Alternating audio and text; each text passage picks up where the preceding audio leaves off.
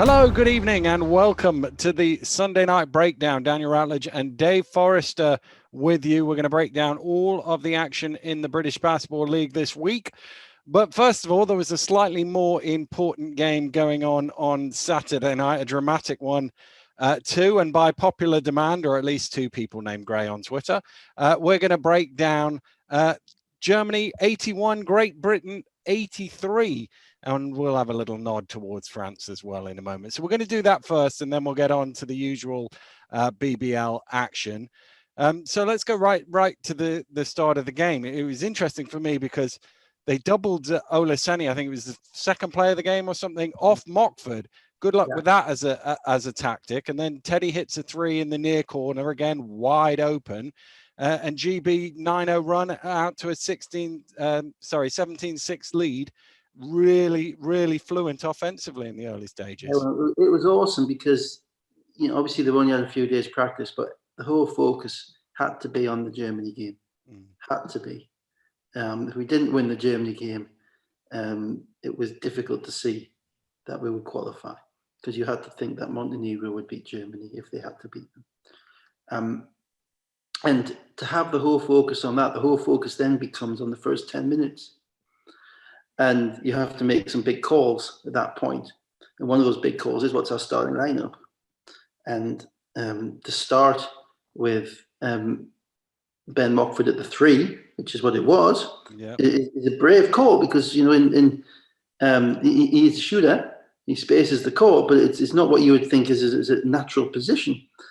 And again, to start with Teddy at the point guard as well. Again, a brave call. It's the way they've always been, but it's unlikely he's going to finish the game. So you're desperate to get off to a good start. That group really didn't get you off to a very good start in the game against France when they got blown out last time round.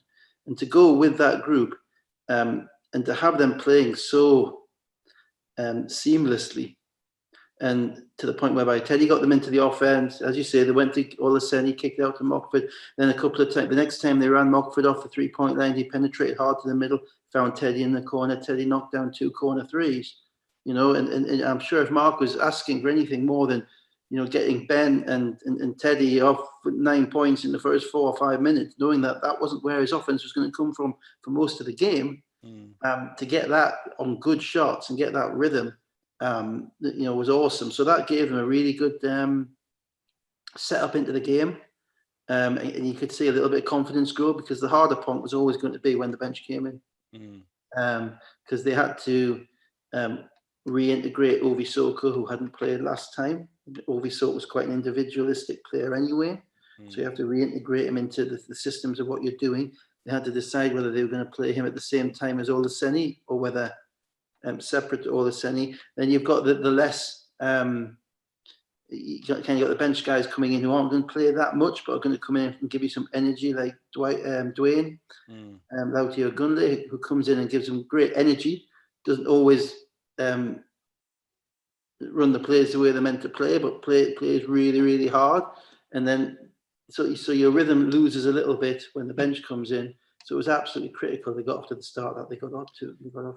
And they got off to a great start. Germany, conversely, you never want to see a guy get injured, but when Andreas Obst goes down and he's playing against your team and he's a 40% three-point shooter in the Euro Cup this season, you're hoping that injury lasts for 2 hours and he's fully fit by the time the buzzer goes at the end, so that he can go back to the German league and play. But that was actually quite a significant boost for great, or a downgrade for the Germans in that sense. Yeah, it has to be. It probably meant that the little point guard Hunt had to play a little bit more than they would have wanted him to play, because he's very effective, but also quite inexperienced. Yeah, he played well, I thought, overall. Played well, but he changes the way they play a little bit when you're playing with somebody who is so different to the rest. I thought we got our scouting, pretty good. I hope we did it pretty well. You didn't feel at any time that they were, getting stuff which was particularly easy. A couple of times we went under screens for threes. There was my only thing was, and I've seen a lot of Zerbus in Euro Cup over the years, is you have to defend him before he gets the ball.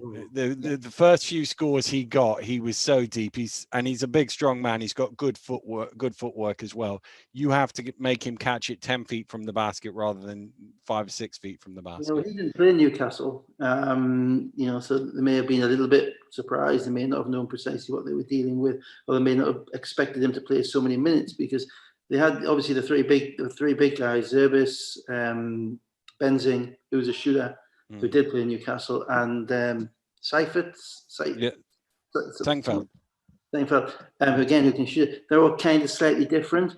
What I thought was good was the way that offensively, even when, as I say, our lineups changed a little bit, it's mixed and matched a little bit, we always had enough shooting on the court. So, if Dwayne Lautier comes in, then Dan Clark comes in so he can stretch the court out a little bit. We played quite a lot with Ovi at the 5, which causes them issues as well because of his athleticism. And Germany was always going to make a run, and they were playing to win, even though they've qualified. They were quite clearly playing, to win that basketball game. So their run, 10-1 it was early in the second quarter, got it back to a 3-point game, 25-28.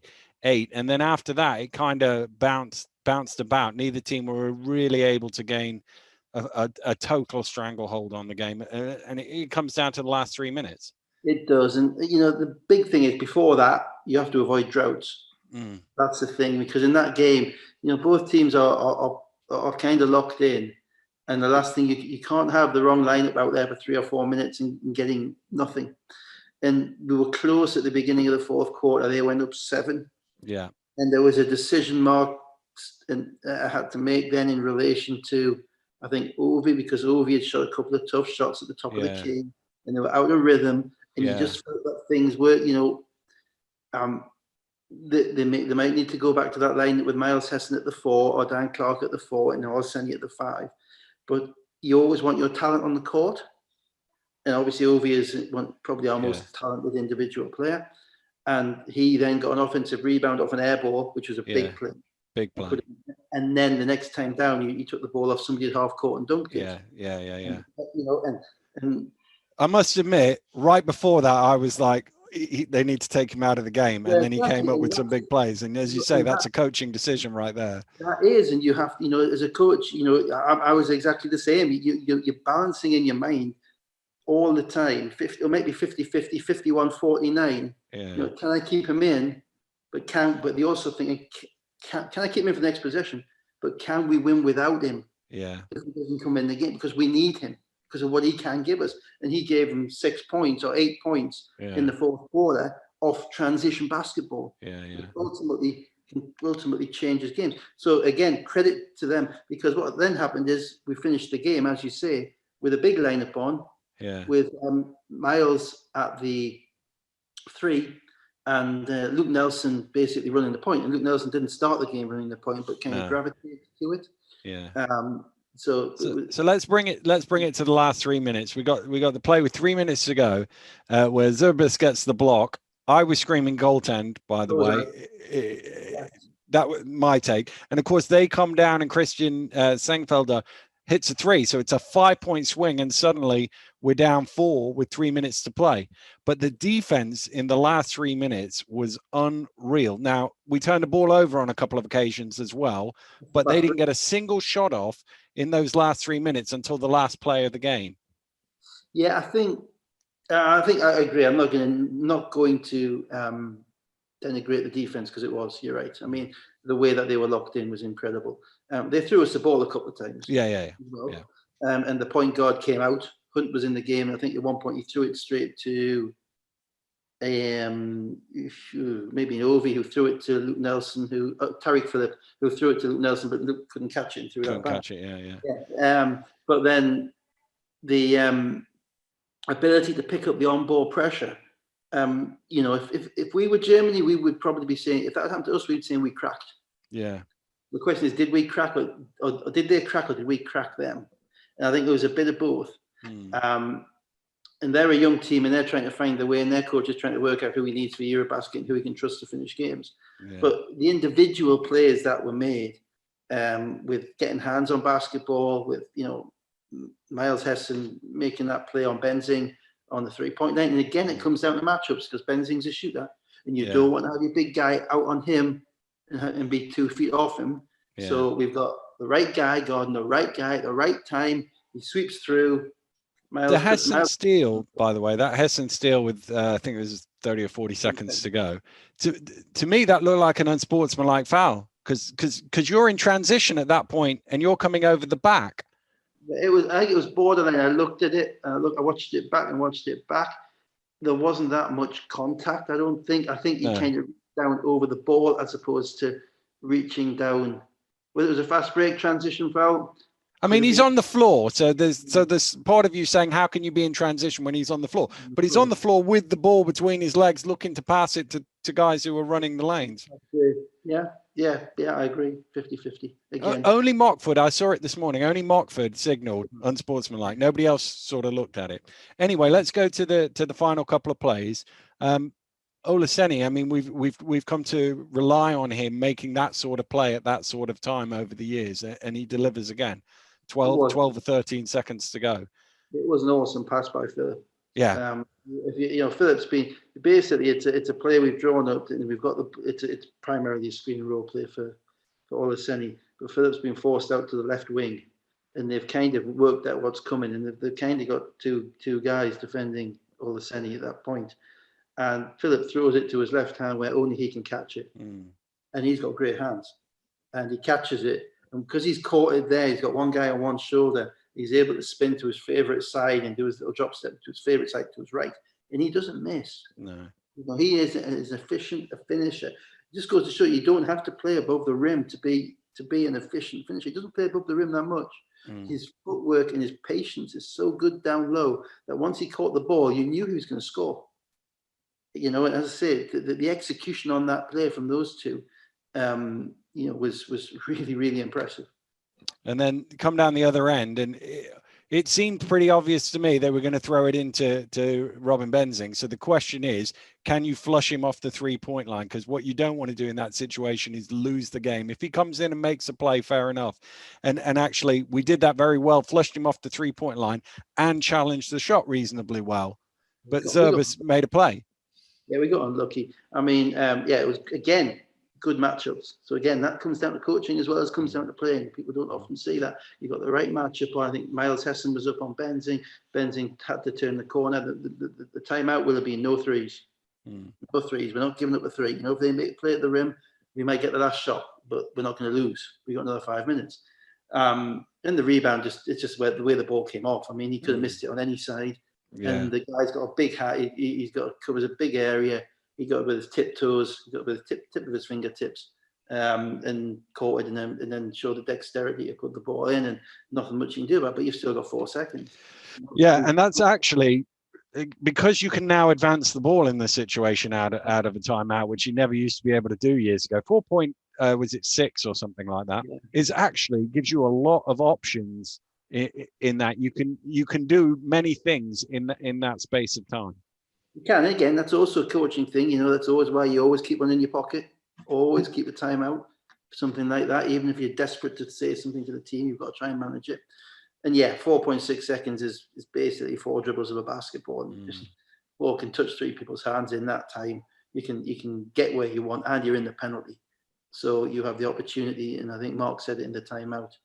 You're in the opportunity to create some contact, get something going, knock down the foul shots, and then off we go. And more than anything, though, that you put the ball in your most creative players' hands. That's what you do. And they ran a very simple box set with 4 guys in a box, down screen for Luke Nelson to come up and get the basketball. The guy on the top left-hand corner of the box, Obi Soko, sets the immediate screen because Luke can go left and then come back to his right, which is kind of against what they might be expecting. And Miles Hessen in the bottom corner flares out to the corner. So he's got the kick out if they collapse, and Miles Hessen's got a shot for it. And Luke Nelson was so aggressive and so skilled with his handle. His handle is so tight turning the corner, going the wrong side, that he was able to get Benzing. He's able to get a shoulder past Benzing, or shoulder in Benzing's chest. Benzing was defending the screen, so he was the second guy. And once he got a shoulder pass, that gave him the opportunity to get the ball up on the rim. And after that, it's just practice, hard work, and confidence, and a great shot. And he's a kid that's made a lot of plays like that. It didn't come as a surprise to anybody that he's going to come up with that last second play and find a way. And there was a help D diving out at him as well. It was a very difficult shot, but he still made it. You look at the still photo of him releasing the basketball. Got two guys. He's got a 6'10" Benzing and the 7-foot Zervis.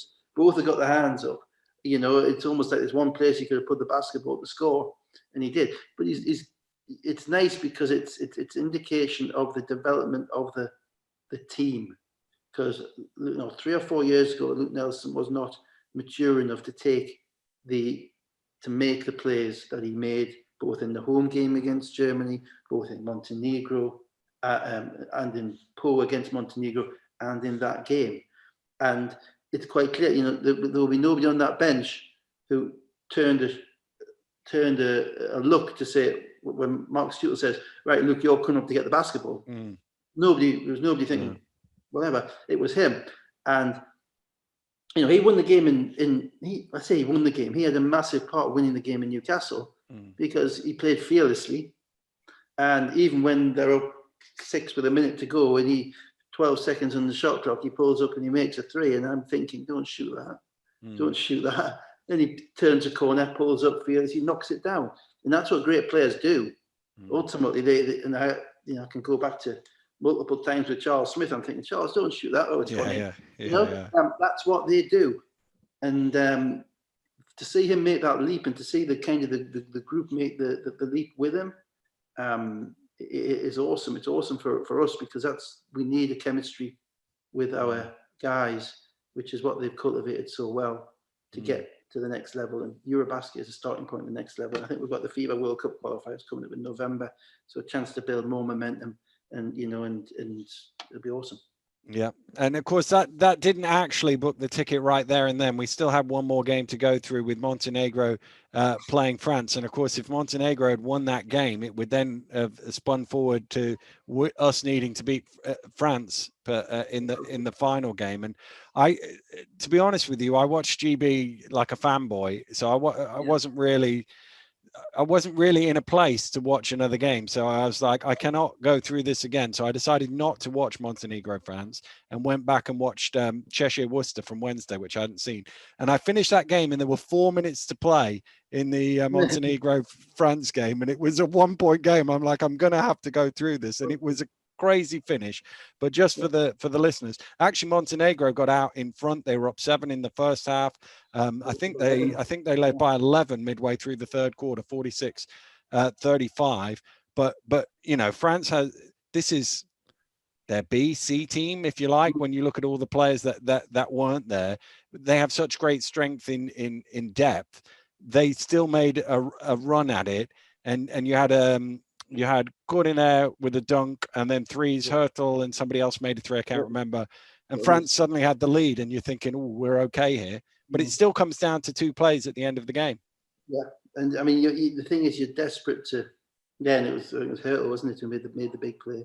Well, Coordinaire had an and one with 44 seconds to go. They then scored. Nikola Ivanovic comes down and scores. And interestingly, France then chose to advance the ball. And there was like a 2-second gap or something between, it was like 15 and a half, 16 seconds or something. But quick foul. Hurtel makes 2 free throws.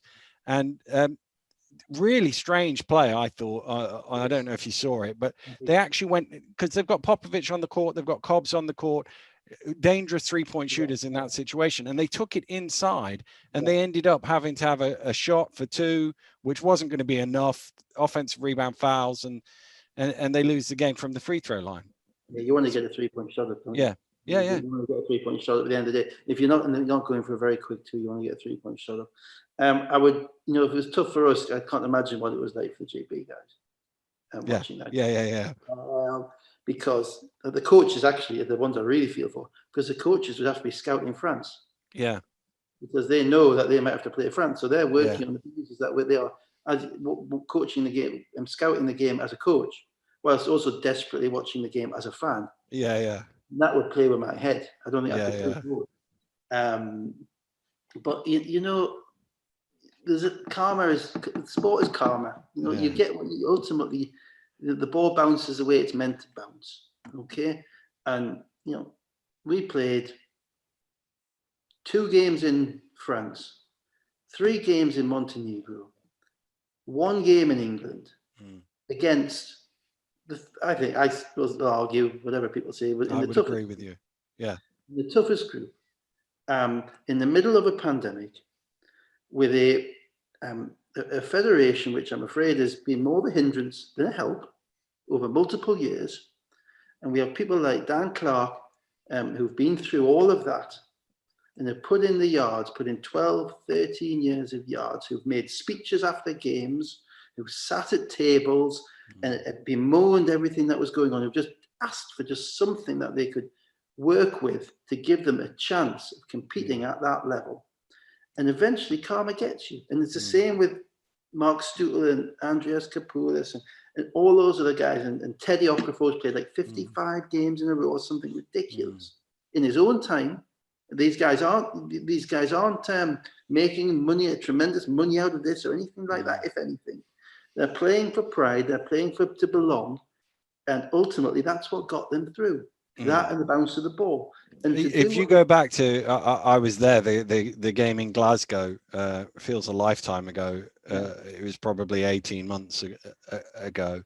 With everything going on, all the noise and all the problems that were going on in the background, we looked a long way away from EuroBasket at that point. So it's an incredible achievement by the players and the coaching staff, as you say, to get all the way through. We should give credit to not just Mark, but Andreas, Jamie Smith, who's on the bench and also does a lot of the player work. Chris Morris, who does a lot of the team work. All the guys, the analyst guys. I know how hard I had a little bit of involvement when the game was in Newcastle, not a lot, just kind of scratched the surface, but I had an idea of what was going on and the amount of work that those guys put in behind the scenes in an organization which has had a leadership deficit for a significant period of time. I haven't even touched on the fact that Mark Stewart isn't actually even the interim head coach. He is an assistant coach. Nate Ranking is the head coach, but he hasn't been there. And we have a director of basketball. We have a chairman of the board who I think is a solicitor from Manchester, Maurice Watkins, who's 80 years old and hasn't been involved in basketball in 30 years. We have a performance director who was based in Sheffield and didn't even make it up to the game in Newcastle for some reason. I don't know why. These guys, whatever is going on in the background, for the players and the staff to put all that behind them and to deal with the adversity that they have dealt with and to come through, whether it's by 1 point or by 20 points, and to end up in EuroBasket and now in the World Cup qualifiers is just an incredible accomplishment. And everybody who is kind of enthralled to the sport in this country should appreciate that. Without condition, without any form of censure at all, they have gone above and beyond and better than and accomplished more than any of us could reasonably expect them to accomplish. Well said. I think on that point we will end it there and move back to the normal business of Wednesday night BBL basketball in Ellesmere Port. So let's move on to Cheshire Phoenix 77, Worcester Wolves 68. Wolves without Lawson, McSwiggan, Wilkins, and Cheshire. Well, we'll get on to how the rest of their weekend as the rest of their week has gone. At this point, it looked like a daunting spell for them, but this was a good way of starting it out. Yeah, well, I don't know if the game they lost against Glasgow in the trophy quarterfinals, which was an absolute killer game to lose because A, they should have won, but B, it was a route to a final. I don't know if you the mood within the group when they walked off the court towards the locker room they looked like they were lost in their thoughts. They were lost forever, to be honest. They all knew that what had happened wasn't acceptable. I'm quite sure Ben told them wasn't acceptable. So, they had to get back on the horse really quickly. And we'll talk about it later on, what's happened over the past 5 days, but they've succeeded. The game, I think that game in particular was probably more about Worcester, to be fair, because they're in the middle of a brutal stretch of games. I think that was their 5th game in 99 days or something. They have lost both of their stretch fours. In fact, Wilkins could even be that as well. So they're left with a situation whereby they have to play Parks and Jordan Williams at the same time, which is tough because that's not the way they've been playing. And they've got basically 6 players. So Matt Newby's gone from having 6 players because he couldn't have any imports, having 6 players because he hasn't got any players. And so you're just left wondering, where they are and how good they are, how good they can be, and whether they're ever going to get to the point whereby they can demonstrate that. Cheshire is interesting because it's kind of a theme through the league, and we'll talk about it a little bit later in relation to some of the other games as well. The need and the importance of having a good stretch 4, guy who can stretch the court. And for those who don't know, what I mean by that very briefly is a power forward who can step out to the 3-point line and space the court out. No, you have your point guard, you have your 2 wings, but the 4-man is the one who stretches out the court to allow everybody else to get space and go to work and can knock down the 3. And you have to be able to knock down the shot because the defense have to respect you. So without that stretch 4, things become more difficult for the guards. They ended up just having to throw the basketball into the big guys and kind of watch. And if the big guys score, that's great, but they get 2 for it. They don't get 3. And if they don't score, which is possibly 50% of the time, well, the ball's going down the other way and the guards never get into rhythm. And what Ben Thomas is doing with Cheshire is that he's got Lowell and Matthew Bryan, and everyone's talking about, oh man, they're going to destroy teams inside, all that stuff. Well, he's playing one at a time. He's doing what Rob does at Leicester and what Vince does at London. He's making sure that Jalen Hayes or Sahil Moulion as a stretch 4 is on the court at all times. So he doesn't want to be playing Lowell and Matthew Bryan together because he knows that will kill the ingenuity and the creativity of Karen Ross and Mike McCall. And that is a hell of a 1-2 punch. And in doing so, I think he's found something that he can take forward the rest of the year, and certainly has taken forward over the next 2 games. So Cheshire led by double figures in the first half of this game. Jordan Williams had a tremendous third quarter. He had 12 of 14 points at one stage in the third quarter where they got in the lead, but they had 4 guys playing 35 and a half minutes plus. 2 of them played 40 minutes, and they kind of ran out of steam. And McCall and Lowell led a 13-1 start to the fourth quarter. Worcester went 6 minutes without making a field goal in the fourth quarter, and it was relatively comfortable for Cheshire down the stretch. From what I remember of this game, and I was watching the Newcastle Leicester game a little bit more, but from what I remember of it, Parks got a lot of touches early, and Williams really didn't touch the ball much early. Yeah. So when it got to the third quarter, it was kind of, because again, it was kind of down and low to Williams, and Williams makes some plays, but it's tough to do that for 40 minutes with 2 big guys. Big guys wear down. You're not getting the cheap threes, or you're not getting the and ones off the drives that the guards can give you. You're literally asking them to brutalize your team down low for 40 minutes. And eventually the big guys, who've got to run back the other end and play defense as well. They're not playing 20 minutes each and taking a break. They're playing the full 40. They run out of steam. Your offense becomes a little bit more stagnant. You're not drawing as many fouls. The guards aren't in a rhythm because they've not really been touching the ball all night because it's been going to the big guys. I think the big guys in that game for Worcester put up some really good numbers. 19 and 9 for Williams and 15 and 13 for Parks. So you think, oh, we're doing well, but that can take away from so much else. Yeah.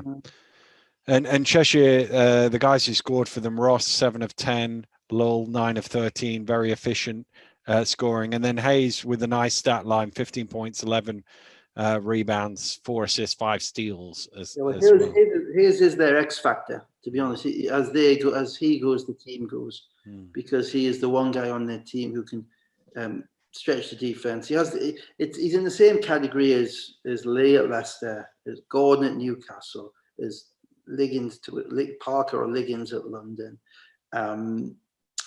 Nichols at Sheffield. They're all those guys who've got the physicality to play down low and to finish at the rim, but the ability to stretch out to the 3-point line. And even Lawson at Worcester, who wasn't playing. And that's why he's virtually irreplaceable for them. And also he has the advantage now of not having to be the main guy scoring at the rim, because he knows that at any time he's got either Jimbo or Matthew Bryan, Manning down there, able to take up a lot of the physical effort, the physical beating that comes with playing down low in the post in the BBL. Yeah, he's playing well. He's certainly picked up from the early stages of the season. So let's move on to the other game that you just mentioned on Wednesday night. Leicester Riders 83, Newcastle Eagles 75. Nelson Henry on his birthday had a great start to the game. Leicester got up 7, but Newcastle, as I should obviously mention, Gordon wasn't playing in the game. Newcastle through Pfluger and Maxwell hit threes, scored 12 in a row and got themselves in front. Yeah, I mean, this game, I think it's tough to simplify it too much, but Leicester were always getting slightly easier shots than Newcastle in this game. Their spacing was a little bit better. Nelson Henry, the shots he was getting were one-on-one, where he's a very effective scorer. Whereas when you looked at the stuff that Maxwell was getting, there were bodies around him. Also, note that in the 3 minutes 40 seconds that Fletcher didn't play, the Eagles lost by 9. 9 points in 3 minutes, and it was an 8-point game. Similarly, Rob was comfortable enough in the game to sit Gino Crandall at the beginning of the fourth quarter. And at that point, when the game was kind of on the line, Newcastle could not make any inroads. And if you're going to beat Leicester, you need to prevent Nelson Henry being as efficient as he was. But you absolutely have to win the minutes when Crandall is not on the court. And I think in the game, Crandall was +7 or +8 or something like that, which meant that Newcastle did not win the minutes when he was not on the court, and they had to. Now, the reason for that predominantly was the spacing difficulties Newcastle had with having to play Defoe and Maxwell so much together. And they have played them together this year, but it's not what Ian would want to do in a perfect world.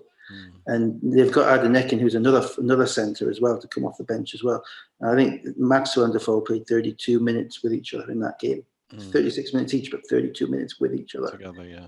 And that makes it very difficult for Edwards and Fletcher, particularly for Edwards, because Edwards is all about kind of getting past his man, then kind of 2-foot finishing. And every time Edwards got past his man, there was somebody else there. Now, Fletcher's seen it all before, and he's able to finish because of his kind of the way that he plays, the way that he manages to jink around people, extend, all of that. So he can finish over the second guy as well. And he had a remarkable game. He had 25 points and 8 assists. And with the lack of space in that game, and the fact he wasn't really knocking down his three, the fact he manufactured as much offense for Newcastle as he did was remarkable. But you never got the feeling that the Leicester's shot selection was as hard as Newcastle's. No. And also, Fletcher created 44 and Newcastle 73 points, and that's too many. Yeah. It was one of those games where even though Leicester were never really away until the last couple of minutes, it always looked like they were going to win. If that makes sense. Yeah, and I think that's something that you can get that. And you look at the coaches, as I say, Crandall came out at the beginning of the fourth quarter. Fletcher had to play the whole game, the whole apart from those first 3 minutes. The other thing is end of quarters, and I'm on this again. Yeah. At the end of the first quarter, Newcastle had the ball, 40 seconds to go. Perfect 2-for-1 situation. Fletcher wasn't in the game. They actually turned the ball over, and Leicester went down the other way and scored. Never even looked like getting a shot at the rim, so that was 2-0. At the end of the second quarter, Fletcher got his second foul, 40 seconds to go. Came out, Leicester straight onto a 4-0 run. 6 points at the end of the 2 quarters, which meant the score was tied going into half. Yeah. Newcastle win those. If Newcastle win those last 40 seconds of each quarter by 6, they're going in up 12. Yeah. And that's and that's both times without Fletcher on the court. Yeah. Who's a guy that they were really relying on to create their offense. So it's small margins that game, but I think to win that game, Newcastle would have had to play the perfect game without Gordon to beat Leicester, and I don't think they got quite close enough to it. No. Let's move on to Friday night, and the one that caught everybody's eye first of all, Cheshire Phoenix 87, London Lions 80, and if you're watching it at home, you see the Lions score the first 7 points without reply, and you think, oh, this is going to be one-way traffic. But to be fair, NBA 8 points in a row, and they got in the lead in the first quarter. I had to watch this back all the way, and I'm probably going to watch it again to try and find out what actually happened. It was a remarkable game of runs. London up 7, Cheshire came back, and the second quarter was carnage, and you're trying to work out why. London with a 10-0 to lead 28-21, and then in the next 5 minutes it was 16-2 to the Knicks. In 5 minutes, 16-2. You had an NBA and one, couple of McCall threes. Ross hit a 3, and Cheshire suddenly are 7 up from 7 down. What I'll say is I think that London weren't served well by scoring so comfortably from the start. They went 7-0 up in the first 2 minutes. And I think that can breed just a little bit of comfort level for a team, particularly teams coming off wins. And what I didn't see was any urgency in their defense when I was watching it back. Certainly not in their transition defense. There were at least 2 times in the second quarter that they turned the ball over and Cheshire were laying it in, and no London players got back in their own half. And it was almost like, okay, we'll get the ball again, we'll come down and score, it'll be all right. You didn't see that. Transition defense is a strange thing because it's easy to make it look like you're playing transition defense when you're not, when you're just doing enough. And it all comes down to the first 2 or 3 seconds after the possession transfers. And the court is so short, it's only 90 feet either side, that you're probably only going to have to run back about 60 feet, so 20 yards. And 20 yards is 2.5 seconds for these guys, 3 seconds.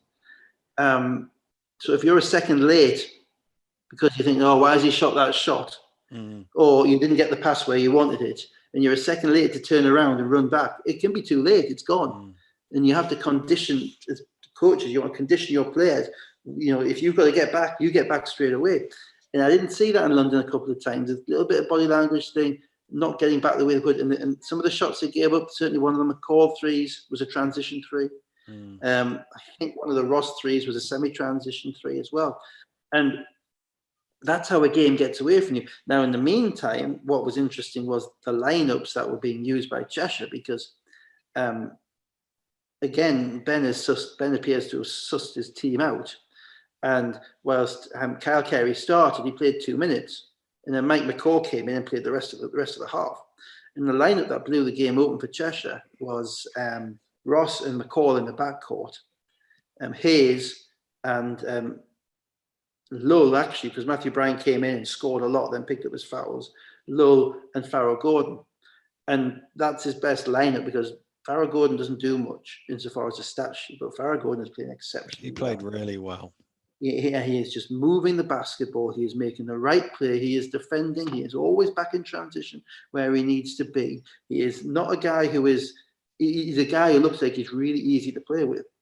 And whilst if I was London, I might have wanted to challenge him to make a shot or 2, and then maybe make sure McCall doesn't catch the ball or whatever.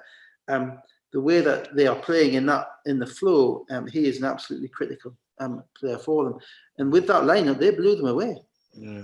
And in the meantime, Vince is playing a few guys who haven't played much. He hasn't got Icken or Lockhart on the bench, so they're normally his stabilizers. But because he's got so many players, he hasn't got them on the bench to bring them in. He's got Jordan Spencer, who's playing, who hasn't played for a while.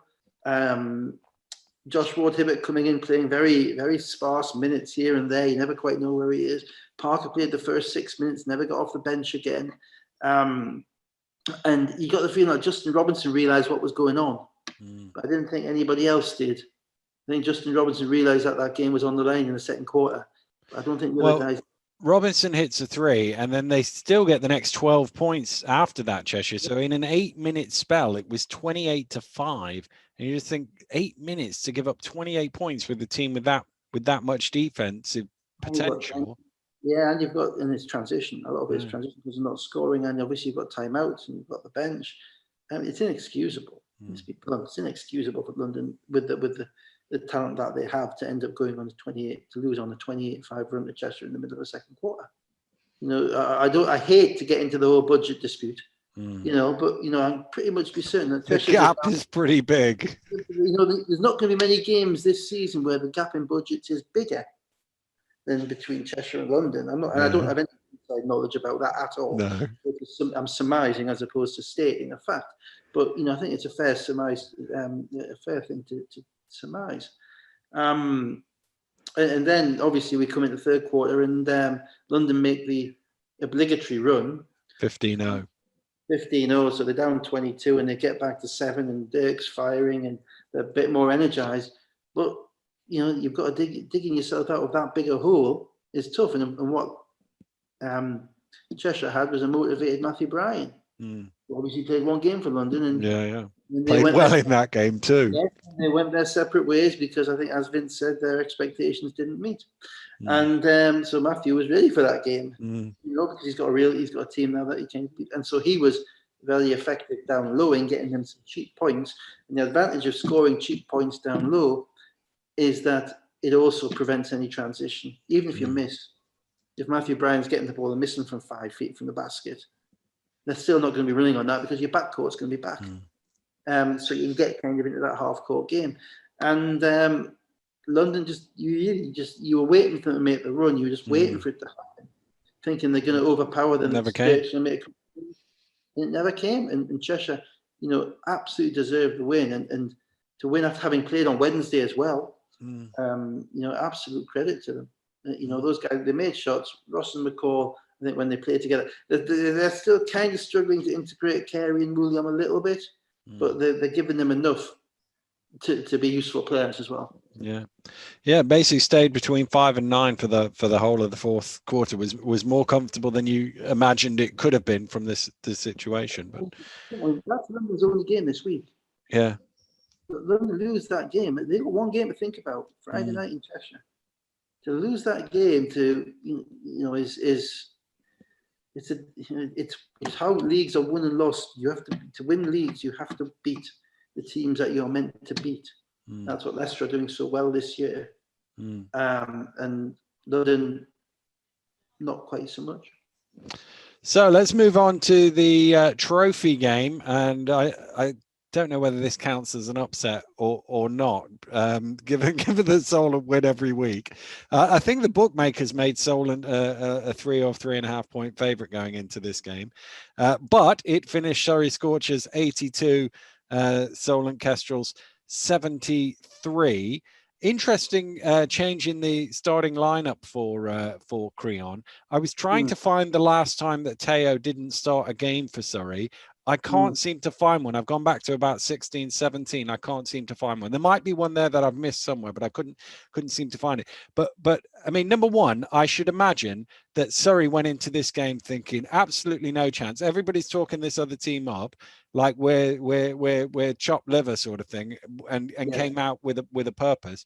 And number two, the starting lineup that he ended up with, he actually had 3 guys with NBL experience.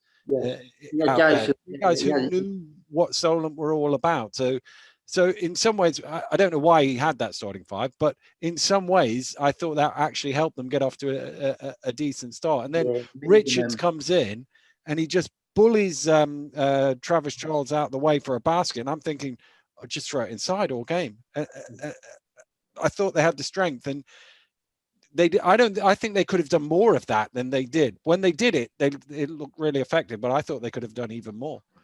Yeah, but I like the fact he had the young guys starting. I still think, I know Kieran's not young, but I still think of Kieran. And Evan Walsh and Hildreth and James and Rickman. So these guys come in with absolutely no preconceptions about the game.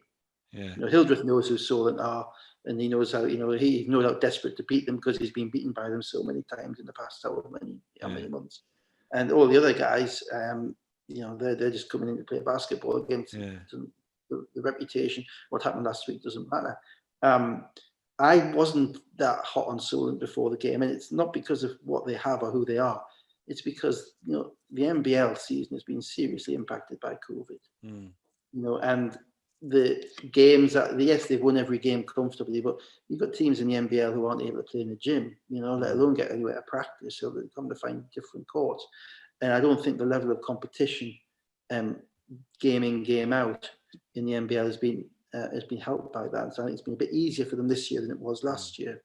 And on top of that, they're a professional team. Obviously, they've got guys like who they've signed, but I don't think that they're any better than they were last year, not talent-wise. Because if you think about it, you swap Olin Jackman out for Trayvon Wright, and you swap Elliot Sentence out for Andre Arisol. So they're about the same. It's not a massive upgrade. And then again, they haven't been in any games where they've been significantly challenged. Surrey, however, are getting better. And as you say, they have this 7-foot monster, Ryan Richards, who was getting into a groove. He's playing the best he's probably played in the BBL since he come back, which is probably consistent with the fact that he's now played 15 consecutive games as opposed to just potting around teams. And you actually feel like now he's becoming a load in the low post, whereby teams are going to struggle to stop him if he has the mindset to continue to do that. And even, therefore, without Tony Hicks, who's a massive player for them, and Connor Casho as well, Surrey were always relatively comfortable in the game. It's tough for Travis Charles. He hasn't come up against anybody like even Rickman in the NBL, let alone Ryan Richards. And these guys are can play, and we know they're good. We know they're well coached, very well coached, given that they nearly beat us in the final last year. And we're very fortunate to win that game. But ultimately, they got no points from Dads. They got no points from Okoronkwo. I was gonna mention that Dads and Okoronkwo 0 for 6, no points, 50 minutes. And that then means you're going to struggle to win. Yeah. And it's not fair to expect these guys just to suddenly produce, a game which is being played at a higher level to the teams that they've previously been playing against. So it is what it is. I think Solent will be a little bit disappointed, but the reality is, if you're in a lower league, whatever people say, if you win, it is an upset, and you've done particularly well to win. Because of not because necessarily the standards of the teams, because I'm quite sure that Solent could compete in the BBL, no problem at all.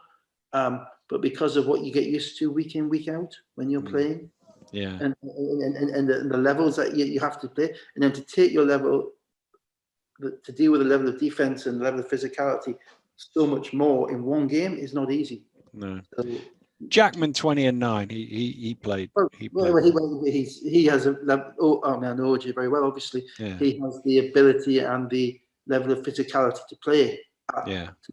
To deal with it, because he's dealt with it before, so it's not new to him. The reality is it's new to a few of the other guys. Far more comfortable in the second half than Surrey fans are used to, judging by the response on Twitter. They're coming together, and they're coming together because they've got a better balance. Hildreth's giving them some defensive intensity, which is great, and a bit of youthful exuberance. Two stats for you from this. Surrey 41 points off the bench. They got some good contribution there, and the Kestrels, their combined plus minus for the bench players was minus 43. Again, that's what we said about the Hemel team when they played in Cheshire.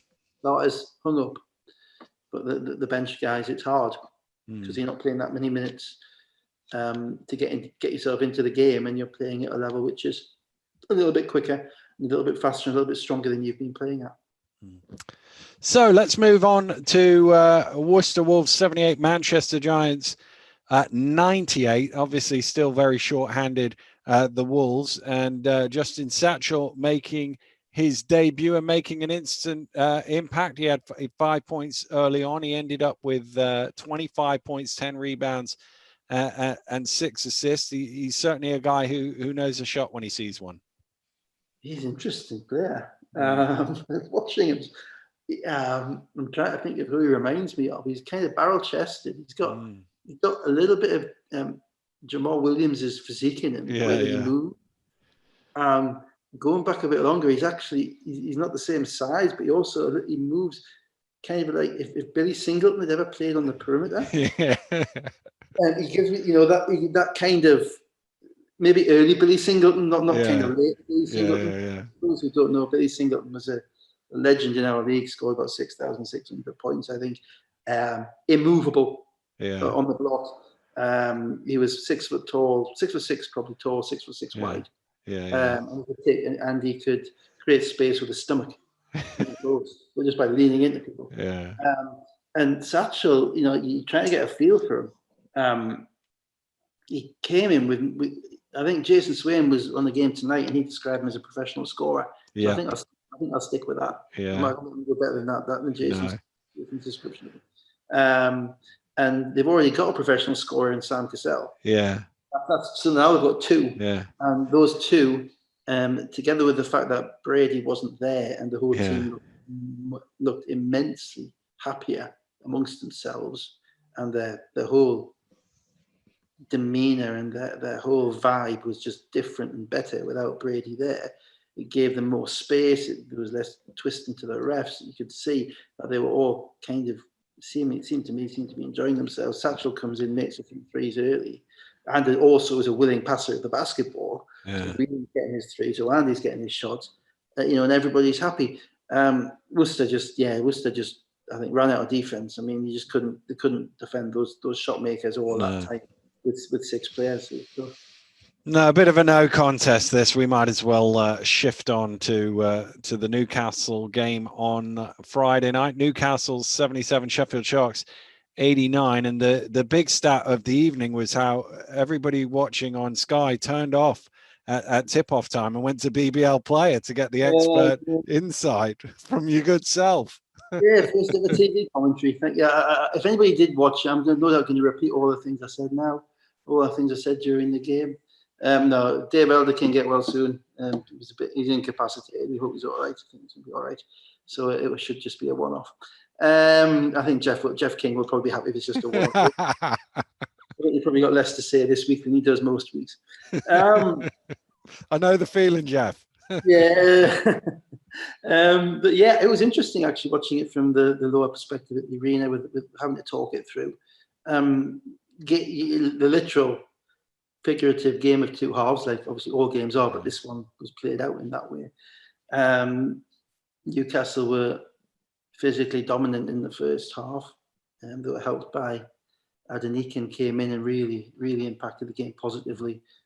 Still not great finishing around the rim, but he had 5 offensive rebounds. And because Newcastle have to play with these 2 bigs in the game without Justin Gordon, they had to win the physical battle. So at half time, they were up 23-10 rebounding, but they're only up 9 in the game. And Kipper Nichols had picked up 2 fouls fairly early, which meant that most of the time Sheffield had been playing with two kind of bigs as well, be it 2 of Marsden, Tuck, and Cook. So 2 of those 3 are playing. So their offense is not as smooth. The shots that they're getting are maybe long 2s for Marsden, as opposed to corner 3s for Nichols. And because Marsden's in the space where he's taking the long 2s, that means there's less room for Helmsley or Retino to get into the middle to penetrate, because they're running into Newcastle players.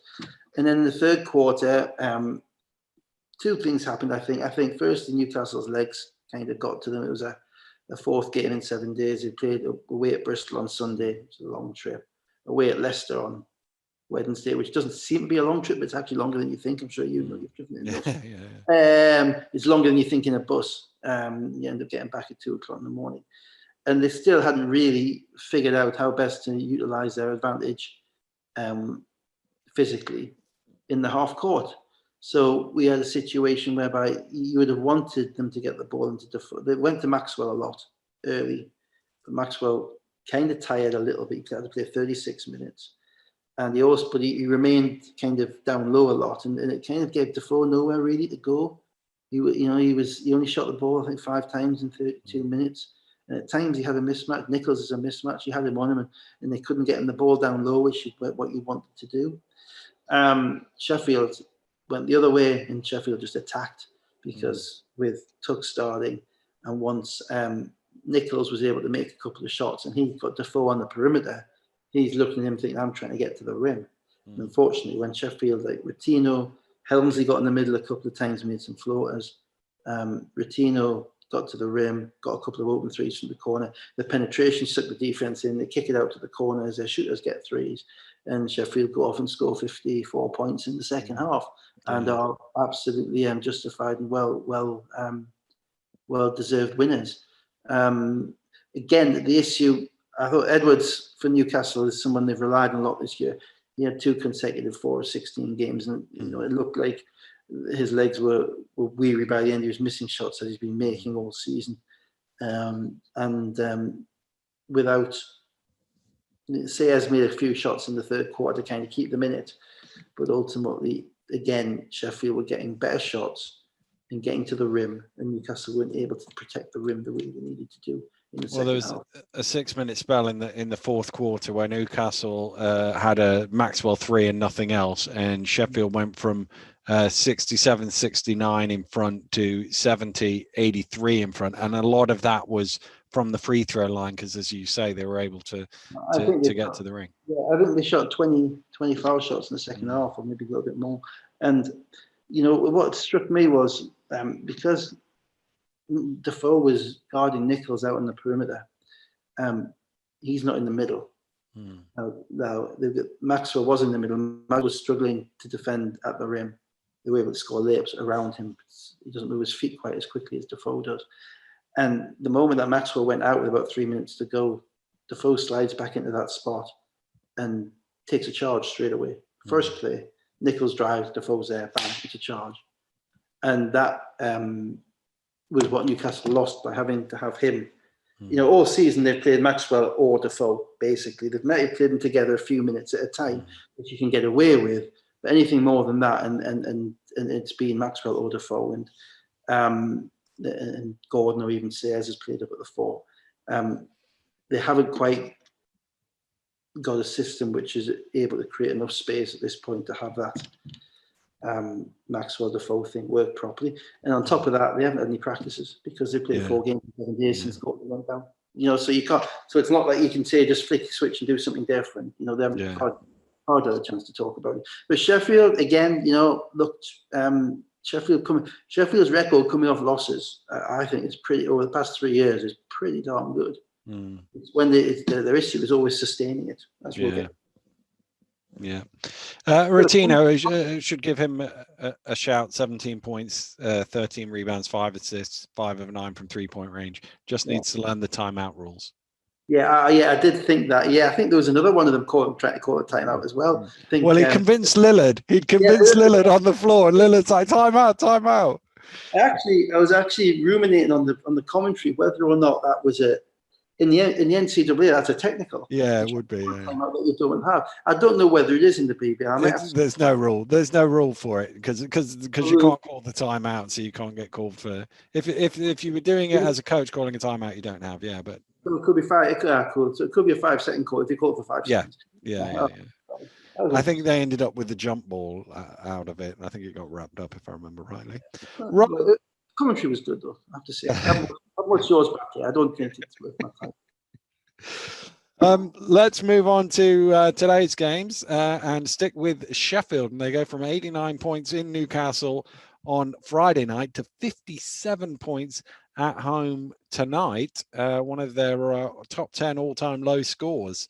57-67 they lost to the Cheshire Phoenix, and it's almost like we can just fast forward this game to the fourth quarter because very little in it, back and forth all the way through the game, and then an 11-2 start. Sheffield with no field goals to the start of for the first 5 minutes of the fourth quarter, and Cheshire on their way to finishing off a great weekend.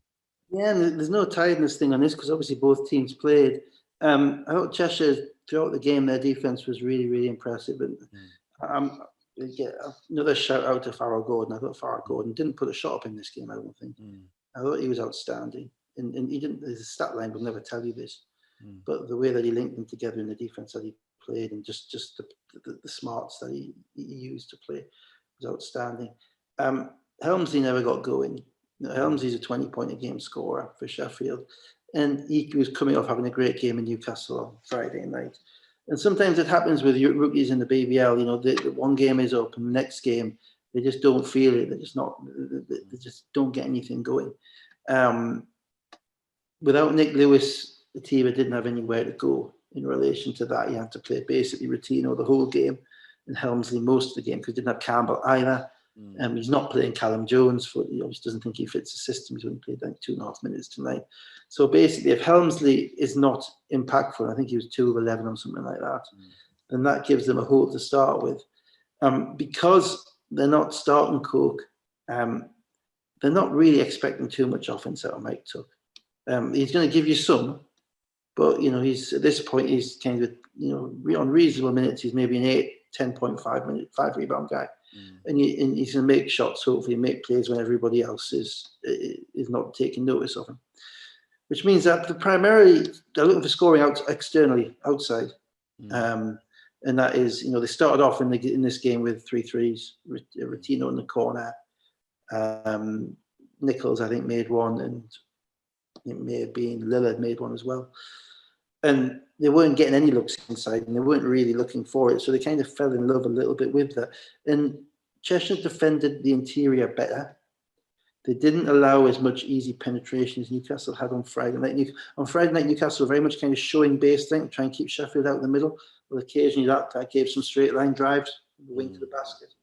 Cheshire didn't do that, and they knew that they had Jimbo Lowell, Jalen Hayes, Matthew Bryan behind. So they gave up nothing really easy at the rim either.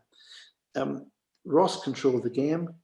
McCall stepped in when he needed to and made big shots. But Cheshire controlled the tempo of this basketball game. And Sheffield never really were able to do anything to break that.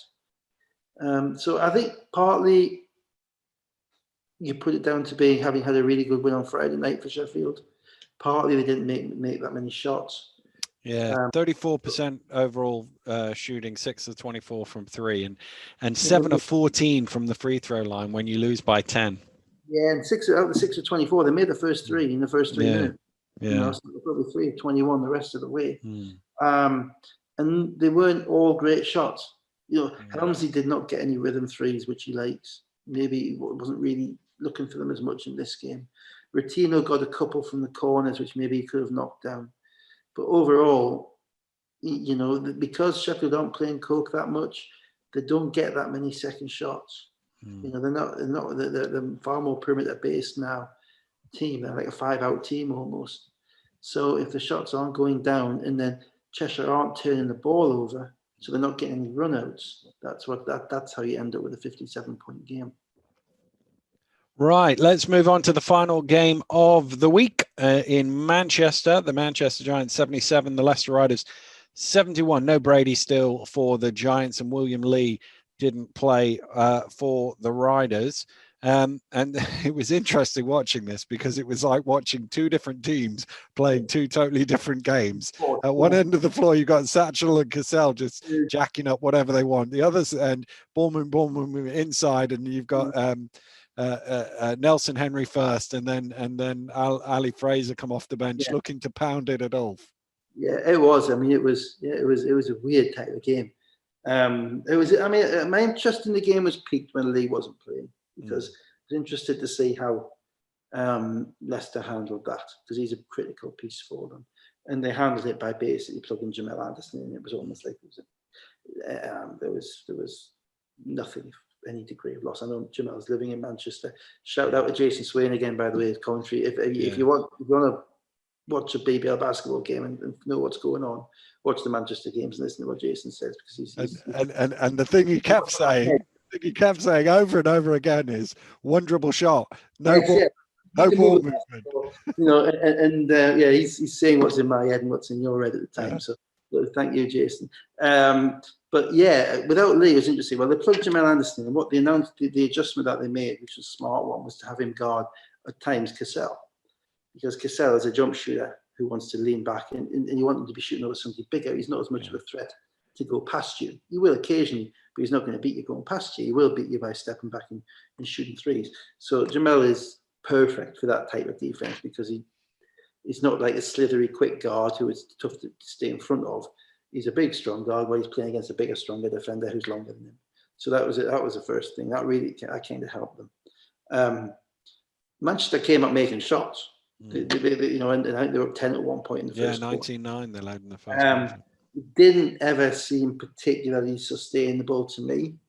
I still think they are better with Ulf than they are with Brady, because I think Ulf, Brady gives a lot, but he takes away a lot. I think Ulf gives a little bit less, but he doesn't take anything away. Although Leicester did target him.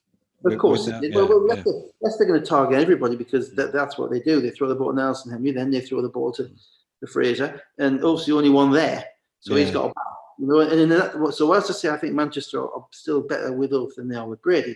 I think they could have used Brady in that game. Because it's the one team that you know they're coming at you, and you know they're going to do it relentlessly, and they're going to get to the front of the rim and get layups. And the minute that you commit and the minute that you cheat, they're going to kick it out, and Corey Johnson's going to have 25 points, and you're not even going to realize that he's been playing. So it was a tough thing. And then, but I thought where the game turned and where they lost the game, Manchester, and they were probably always going to lose the game. I don't mean that in a bad way. Just the disparity in the way that the game was being played at each end, as you say, meant that the prospects of Leicester winning were greater than the prospects of Manchester winning. Leicester were getting better shots, basically. But if you're going to try and win a game that way, which is fine because that's the talent that you've got, it has to be on the court. And at the end of the third quarter, probably the middle of the third quarter to the end of the kind of 3 minutes into the fourth quarter, which is when the game disappeared. Part of which was with Crandall on the bench, because Rob took him out with like 3 minutes to go in the third quarter. The chance that they had to make a run, they didn't have Whelan on the court and they didn't have Cassell on the court. So they had a lineup with Hudson, Ulf, Uwandi, Johnson, and Satchel, I think it maybe it's Satchel. And the shot creation that they were getting early in the game from Whelan getting to the rim and from Cassell getting to his spots, with neither of those there, what you're left with is a far more kind of classical kind of Hudson kind of screen and roll game, whereby you're not getting, the offense isn't as easy. Johnson's not really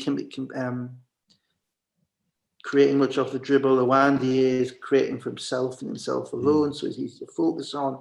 And Satchel's obviously just got there. And their offense dried up. And if you're Manchester, the only way you're going to beat Leicester is in a scoring race, because you're not going to stop them enough. So you've got to keep scoring. They nearly did at Leicester. That's what Leicester. And then, but without their two probably primary perimeter scorers on the court for quite a period of time, and there might have been a foul trouble, I don't know. Full disclosure, my Sunday lunch came at about 3 minutes into the third quarter. And the wife made it, and I can't be watching basketball. Put that phone down at the table. It's difficult. I don't know if it was foul trouble, or I don't know if they'd been talking too much, or if they got technicals off for some reason. But I thought at that point, Crandall went out with like 3.5 minutes to go in the third quarter. I didn't come back in until the 8-minute mark in the fourth quarter, and Leicester's lead had increased. At that point, it was game over. Because at that point, Manchester fire. Comes in and what he does to finish the game off. Yeah, I mean, it's crazy, really. Gino ends up with 28 points, 8 rebounds, and 8 assists, despite playing only 23 minutes because of foul trouble. He got 3 fouls. He got the technical for doing the shirt thing, which I thought was a little harsh because the challenge was pretty decent. Foul goes against him. It's an emotional game. We had this conversation. I'm watching him probably more carefully now because you're just wondering what the heck he's going to do next. But I didn't think he was particularly locked in the first quarter. I thought in the first quarter, he very much kind of let the game come to you, threw the ball to everybody else. you know, he got a cheap foul early on the far side and had a little word with the referee. I think at the end of the first quarter, he had 0 points, 1 rebound, 2 assists or something like that. And, you know, he is obviously someone who was growing in basketball games. And the difference between players like him at his level and lesser guards is that a lesser guard, having not got into the game in the first quarter, would be done for the game. Yeah. Mentally, would be out of themselves, would be battling themselves, would be fighting themselves. But he has the innate confidence about what he is doing in his own ability and in the people around him and in the system that he's got, that it's just, okay, fine, I'll come back. And obviously he's been on the TV on Friday night, you know. We all get a bit egotistical, you know, when we've been on the TV. I wouldn't know. He wouldn't know. No, he's not hasn't company exactly. And he wouldn't have got back in Leicester till late. And it's a change to his routine. It's natural. Sometimes you can't come out from the beginning of every game and dominate every game. Yeah. But by the end of the game, he dominated it. Yeah. Because at that point in time, Leicester had ground them down, and Manchester were a little bit dispirited. Couple of interesting things is Johnson and Satchel. I noticed it down at halftime. Both had 13 points, and Johnson ended up with 24, and Satchel ended up with 17. And Leicester did a much better job of taking away Satchel, and he still shot 50%. He's still, you know, but a lot of shots. And Cassell 5 of 17 for 12 points. Yeah, and this is the problem, you see, when you have guys who are good at making difficult shots. You know, you prefer to have a guy who doesn't actually take them, guy who scores without taking difficult shots. Now, if you're a difficult shot maker, that's great. That talks a lot to your skill, but it's always something that, as a coach, you know that if you scout properly and you tweak your matchups a little bit, that you can take that away, that you can make those difficult shots that little bit more difficult, so that they're not going to make them. So the numbers go from 9 for 17 to 5 for 17. And again, Satchel was shooting off 1 foot, he was shooting off 2 feet, he was shooting on the catch. You know, he's basically a apocryphal, archetypal hand down, man down. So as soon as you take your hand down, it's going up. And that's fine because you can score, and that's a useful thing to have. It's not quite as easy when you've only played 2 games and the other guys don't quite know when it's going up. And it's not quite as easy when you're playing against a very different defense on Sunday to the one that you were playing against on Friday. You know, the difference between Worcester's 6 guys and Leicester's 9 guys or 8 guys today is quite substantial, particularly when Leicester's guys get their teeth into the game. And they didn't initially, but they did by the second quarter. So they ground them down, and they didn't. I think, you know, again, you know, what I said about Farrah Gordon, Jamel Anderson, you know, Jamel Anderson again, guarding the guys. There was one play where he's playing, he's guarding Cassell, loses his feet underneath, and it's like I'm sure they'll clip up that little bit and it'll look like he got his ankles broken or something. But actually, he gets back up, back in front of him, and makes the pass difficult, takes the shot away, and makes. I mean, it was just incredible defensive play. It's a different level, and that stuff wins games. And that actually stuff wins championships. I'm lucky to have been around it a lot, so you know it when you see it. And as I say with Farrah Gordon, the same with Jamel Anderson. The luxury Rob has is that he doesn't have to start him, and it's a massive luxury he has in that Jamel isn't banging on the door saying I need to start. Connor isn't banging on the door saying I need to start. Those guys are invested in the roles that they've got, and if Rob gives Jamel a role to shut somebody down, then he's quite happy dealing with it. And that stuff matters, because if your 5th best offensive player, for instance, I'm not saying that's Jamel, I'm just throwing it out there. If your 5th best offensive player can shut down the opposition's best scorer, you're winning 90% of games. And because you don't need that guy at that end, but they need that guy at this end. And as I say, I had that with Flanoy for so many years. You know, not somebody who's going to be guarded much at the offensive end, but if he can shut down their best player and he ain't scoring, somebody else has to step up. And by the time the other guys realize that they have to step up, it's often too late. In the game. Leicester now 6-0 on the road in the league, top of the table, 13-1. So that will do us for this week. got a very busy week Oh, coming up. Starting Monday night basketball, I think there is this week as well. So we'll be all over everything, and Dave will ensure that his meal times are appropriately scheduled so that he can consume all the BBL content that he needs. The phrase in our house at the moment is, "Daddy, are you watching basketball?" So you can, just for our loyal fans, you know, we do watch the games, honestly. Yeah. I did get that yesterday, but only for effing and blinding at the laptop during the GB game. What are you watching? There you go. Anyway, we'll park it there. Hope you have a great week. We'll be back with all the action next week. Goodbye.